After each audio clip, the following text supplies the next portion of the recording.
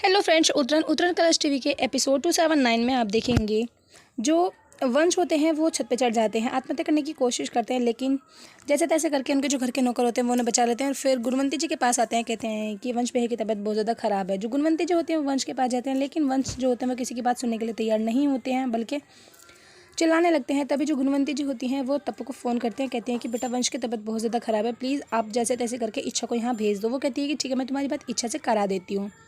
जो वंश होते हैं वो कहते हैं कि मैं किसी के काबिल नहीं हूँ। इच्छा के पास फ़ोन करती है। इच्छा कहती है कि पापा मुझे अभी फ़िलहाल वंश के घर जाना होगा, क्योंकि जो इंसान नशा करता है वो गुस्से में कुछ भी कर सकता है, वो अपने आप मतलब अपनी जान को भी खतरा हो सकता है, उनकी जान को।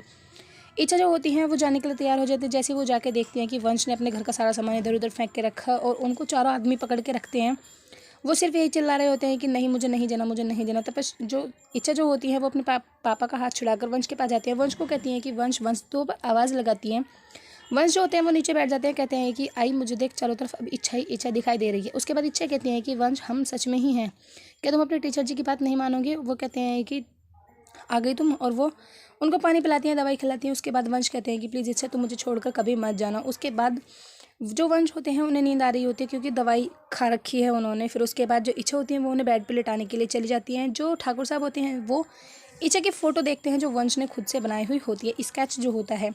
उधर इच्छा जो होती है वो वंश को सुला देती है। फिर उसके बाद जो इच्छा होती हैं वो उनके पास बैठ जाती हैं। वंश जो होते हैं उनका हाथ पकड़ लेते हैं। ये सब ठाकुर साहब देख रहे होते हैं, लेकिन ठाकुर साहब कुछ नहीं बोलते हैं। जो वीर के दद्दा होते हैं वो कहते हैं कि ठाकुर साहब अब आपकी इच्छा ही हमारे बेटे की जान बचा सकती है, क्योंकि जब वो उसके पास रहती है, जब हमारा वंश बिल्कुल ठीक रहता है। वो ठाकुर साहब जो होते हैं वो कहते हैं कि जो इंसान अपना खुद ध्यान नहीं रख सकता वो मेरी बेटी का क्या ध्यान रखेगा। उसके बाद वो इतना कहकर वहाँ से चले जाते हैं।